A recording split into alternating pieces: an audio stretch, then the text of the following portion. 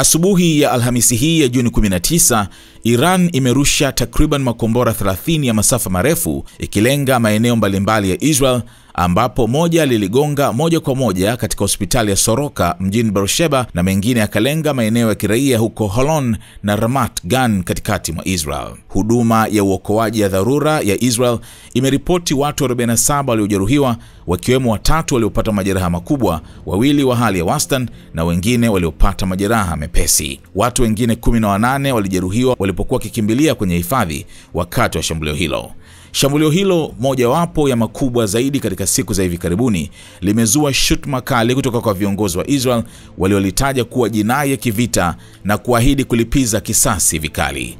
Profesa Shlomi Kodesh, mkurugenzi mkuu wa kituo cha matibabu cha Soroka, aliripoti kuwa kombora hilo liligonga wodi ya upasuaji ya zamani ambayo ilikuwa imehamishwa wagonjwa hivi karibuni, lakini likasababisha uharibifu mkubwa kwenye majengo mengine ya hospitali.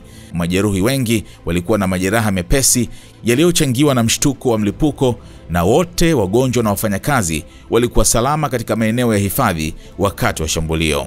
Kodesh alisema kuwa timu ya hospitali inakagua idara gani zinaweza kuendelea kufanya kazi, huku hospitali hiyo ikitoa wito kwa wananchi kutafuta huduma za matibabu katika hospitali zingine isipokuwa kwa dharura zinazohusisha uhai, na baadhi ya wagonjwa tayari wameanza kuhamishwa.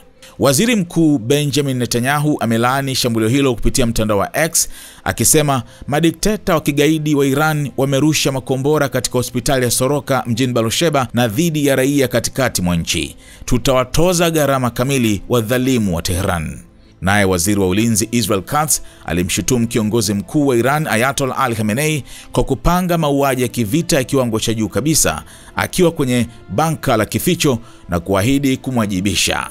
Katz alisema yeye na Netanyahu wameiagiza IDF kuongeza mashambulizi dhidi ya malengo ya kimkakati na serikali mjini Tehran ili kuondoa vitisho dhidi ya taifa la Israel na kutikisa utawala wa Ayatollah. Wanasiasa wa Israel, akiwemo waziri wa usalama wa taifa Itamar Ben-Gvir, waziri wa utamaduni Mik Zohar na mwenyekiti wa Umoja wa Kitaifa Ben Gantz, waliitaja Iran kuwa utawala wa kishetani uliolinganishwa na Wanazi na kudai kuwa mashambulizi dhidi ya raia kama hospitali yanahalalisha juhudi za Israel kuzima mpango wa nyuklia wa Iran. Kama Wanazi wanaorusha makombora kwenye hospitali, wazee na watoto wangekuwa na silaha za nyuklia, wangetumia bila kufikiri mara mbili, alisema Ben-Gvir, akiita kampeni ya Israel dhidi ya Iran kuwa ya haki zaidi katika historia yake. Zohar alituma ujumbe akisema utawala wa kishetani wa Iran umeshavuka kila mstari wa maadili. Ni upotovu tu wa dunia wanaorusha makombora kwa watoto na wazee waliolazwa hospitali. Gantz alisisitiza kuwa hakuna usawa wa maadili kati ya mashambulizi ya Israel kwa vituo vya kijeshi vya Iran na mashambulizi ya Iran kwa miundombinu ya kiraia.